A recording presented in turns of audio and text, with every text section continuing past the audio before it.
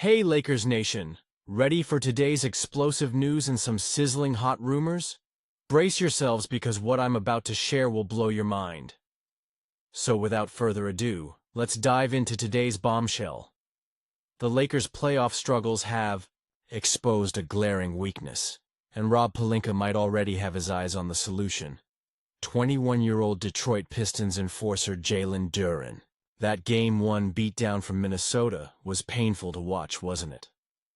The Timberwolves manhandled our beloved purple and gold 117-95, pushing them around like they were playing in a completely different weight class. The harsh reality? LeBron, Luka, and company might be drowning in talent, but they're seriously lacking the muscle to compete with the Western Conference's heavyweights. Let's be real here. Jackson Hayes just isn't cutting it in the middle. Sure, he can catch a lob and look pretty doing it. But when it comes to banging with guys like Jokic, Zubac, and Minnesota's brick wall frontcourt, he might as well be playing in flip-flops. The Lakers gambled that the superstar pairing of LeBron and Luka would overcome their center deficiencies. And boy, that bet is looking shakier than a Rob Pelinka draft pick right now. But here's where things get interesting.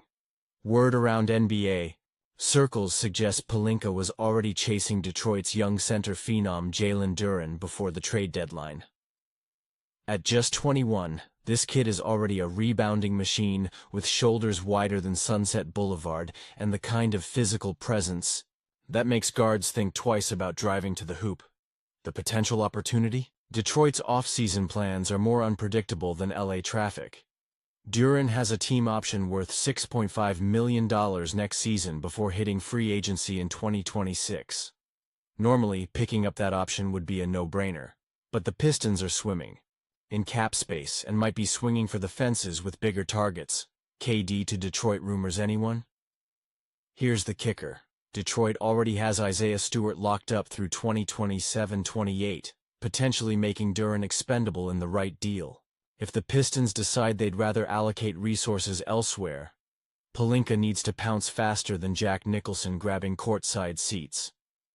Imagine Duren in purple and gold, cleaning the glass, setting bone-crushing screens for Luka, and giving LeBron the interior enforcer he's desperately needed. This wouldn't just be a short-term fix either.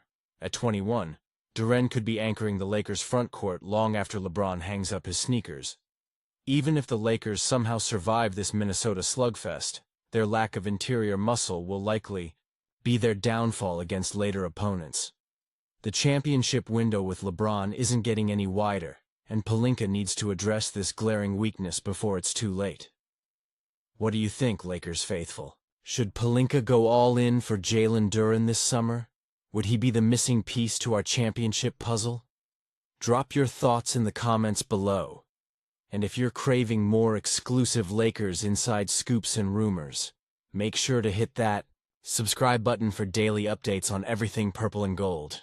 Hey Lakers Nation! Ready for today's explosive news and some absolutely scorching hot takes that are making waves across the league?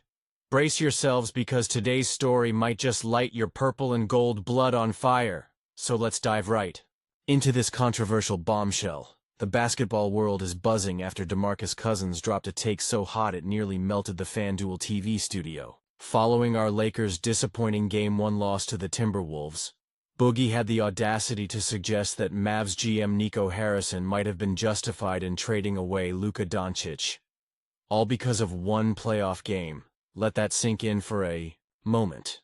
After watching Minnesota light us up for 117 points while shooting an absurd 50% from beyond the arc, Cousins specifically questioned Luka's defensive capabilities with a loaded, "Was Nico wrong?" comment that immediately sent shockwaves through NBA circles. Here's the reality check. Minnesota had 42 three-point attempts in Game 1, and all of them were classified as either open or wide open. That's not on one player. That's a complete team defensive collapse.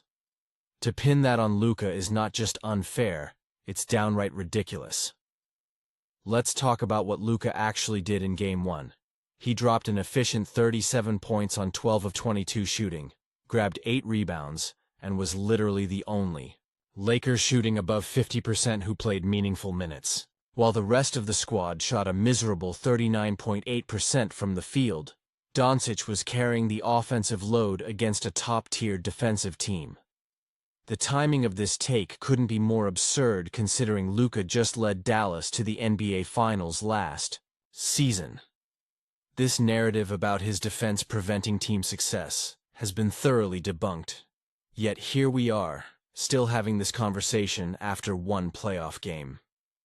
Meanwhile, how's life treating the Mavericks after shipping their generational talent to LA? They went from having a 70% chance of making the playoffs to watching the postseason from home after losing in the play-in tournament. That's the definition of a catastrophic trade. The fallout in Dallas has been nothing short of nuclear. Owner Patrick Dumont is reportedly furious with Harrison for failing to anticipate the fan backlash following Luka's departure. Harrison even admitted in his end-of-season press conference that he didn't understand how much Luka meant to the fan base. A statement so out of touch it might ultimately cost him his job. What makes this whole situation even more fascinating is that Harrison continues doubling down on the trade in private press conferences. It's the classic case of someone trying to justify a decision that's becoming increasingly indefensible with each passing day. For Lakers fans, this should be nothing but music to our ears. While the Mavs organization implodes, we have one of the game's truly transcendent talents wearing purple and gold. Tuesday night's Game 2 gives Luka the perfect opportunity to silence these ridiculous takes and remind everyone exactly why Rob Pelinka moved heaven and earth to bring him to Los Angeles. So what do you think, Lakers faithful? Is Boogie completely off base with his assessment, or does our team need to make defensive adjustments around Luka? Will our Slovenian superstar lead us to a bounce-back win in Game 2? Drop your thoughts in the comments section below, and if you want more exclusive Lakers content that doesn't scapegoat our stars after one tough loss, make sure to smash that subscribe button. More level-headed Lakers analysis coming your way soon.